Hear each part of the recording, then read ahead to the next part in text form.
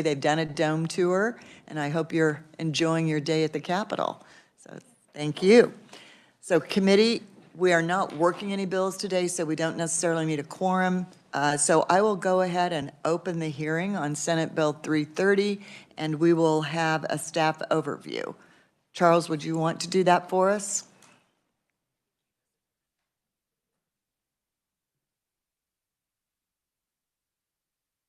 There is a memorandum from the reviser that you can follow along on.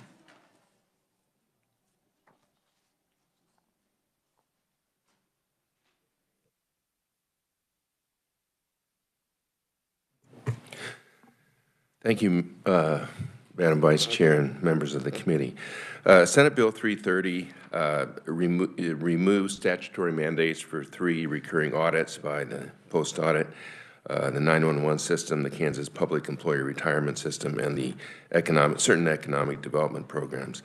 I've attached to my memo from the statute the definition of the economic development programs that would not be subject to a recurring audit if this bill would pass. And I've also attached the statutes that are repealed by Senate Bill 330, and that's how this bill accomplishes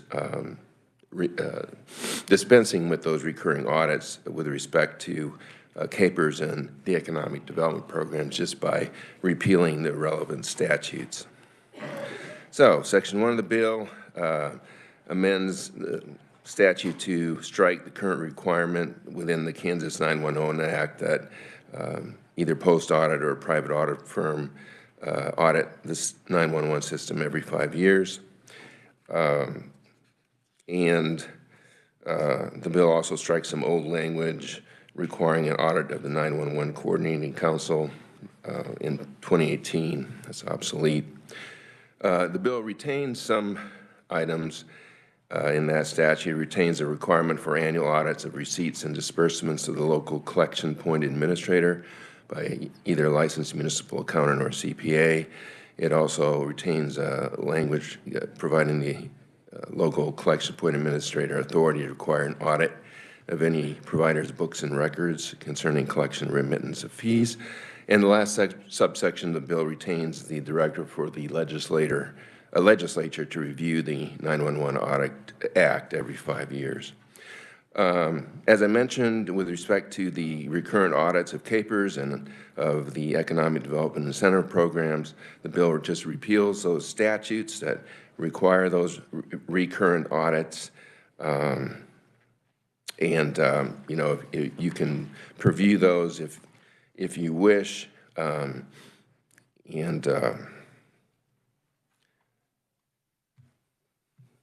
what the bill does. Thank you, Charles. Do you have any questions of staff committee? Senator Peck? Thank you, Madam Chairman.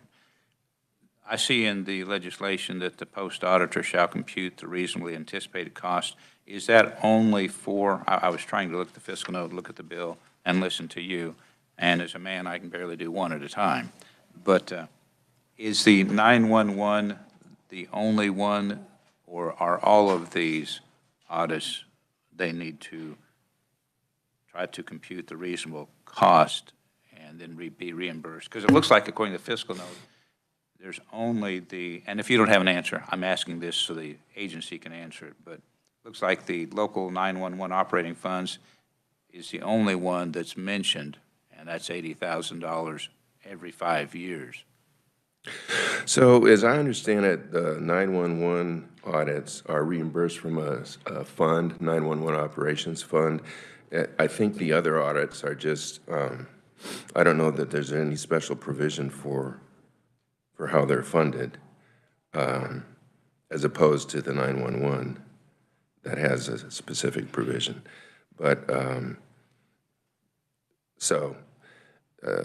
Vice Chairman, that's fine. I'm sure the agency can answer that question, so I don't have to have our reviser be looking through things.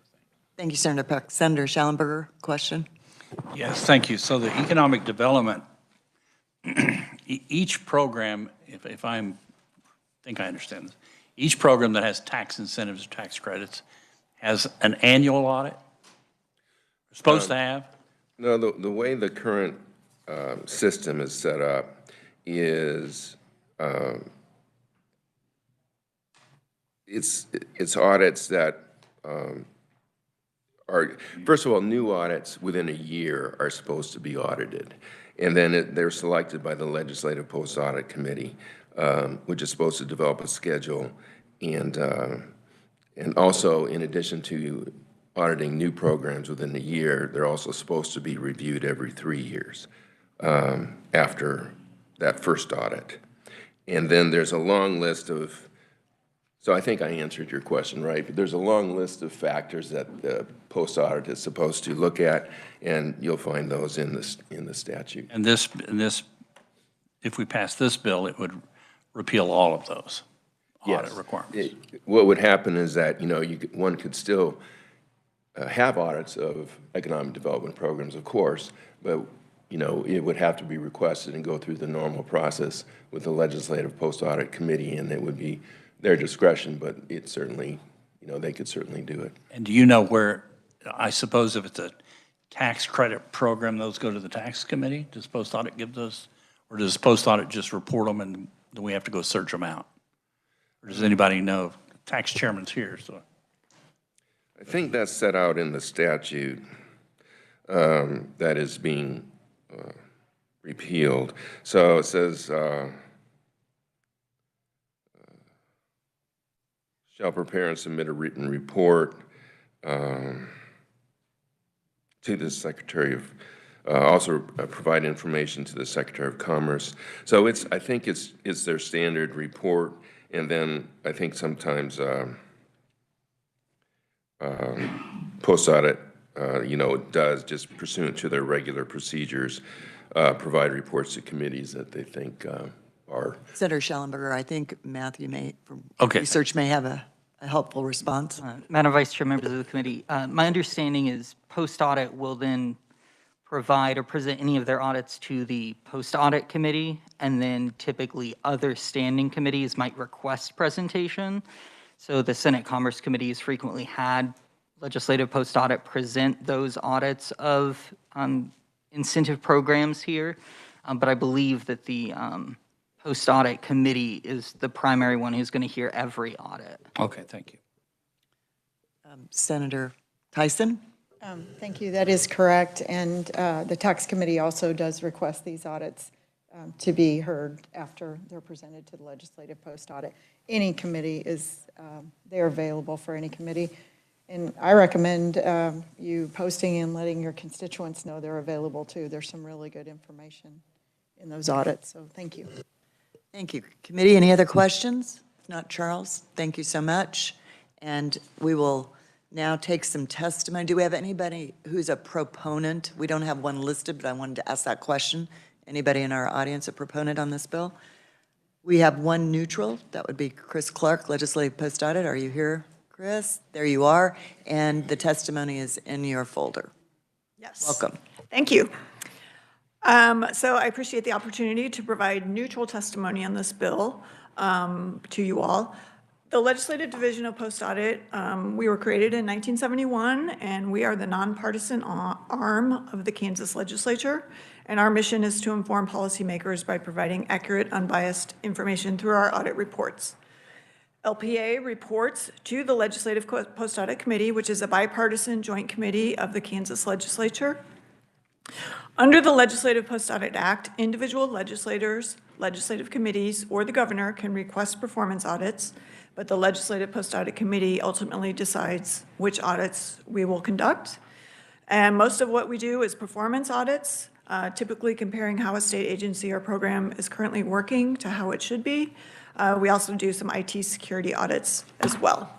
So at its October 2023 meeting, the Legislative Post-Audit Committee met and directed staff to draft legislation that would eliminate a few of the ongoing mandatory audit requirements that are in statute. And this would allow LPA staff to conduct more audits, free up staff time to conduct more audits of requests from the current legislature. So the proposed legislation has been introduced in both chambers during this 2024 session. And as Charles alluded to, it makes changes in 3 areas. The bill eliminates the requirement for further 911 system implementation audits. Currently, statute requires that LPA audit the implementation of the state's 911 system every 5 years.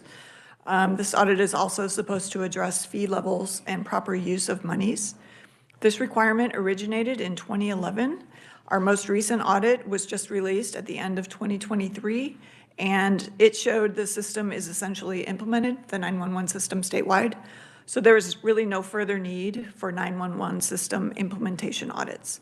And as always, any future audits regarding 911 could be requested as an ad hoc performance audit. Secondly, the bill eliminates the requirement for recurring audits of CAPERS every 3 years. This one has been in the statute books to some extent since 1992. The recurring audit requirement originally was written to focus on CAPERS administration of the system. There were some problems back in the 90s, but the administration has improved, and the focus of these audits more recently has become less about how the program is administered and more just conducting research on the retirement policy options.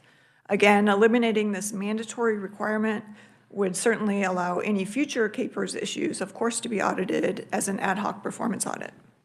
And finally, the bill eliminates the requirements regarding ongoing recurring economic development evaluations. Currently, statute requires the committee to direct us to audit economic development incentives on a recurring 3-year cycle. This requirement originated in 2019. The post-audit committee members past fall suggested eliminating the requirement for these recurring evaluations to make better use of our staff resources while still maintaining oversight of economic development through ad hoc performance audit requests. The bill also removes the requirement for LPA to conduct evaluations on new incentives 1 year after implementation. We as staff suggested eliminating this requirement because 1 year is not really long enough to see any measurable activity on those new incentives. With that, I'd be happy to answer any questions. Thank you, Chris. Questions, committee? Does anyone have any? Senator Peck. Thank you, Madam Vice Chairman. Auditor Clark, I noticed on the back of the legislation that the legislature shall review, and with the changed language, the 911 Act at every 5 years, basically. To your knowledge, has the audit report been the review, or have there been other reviews of the Kansas 911 Act by the legislature? I'm unaware of other reviews other than our performance audit.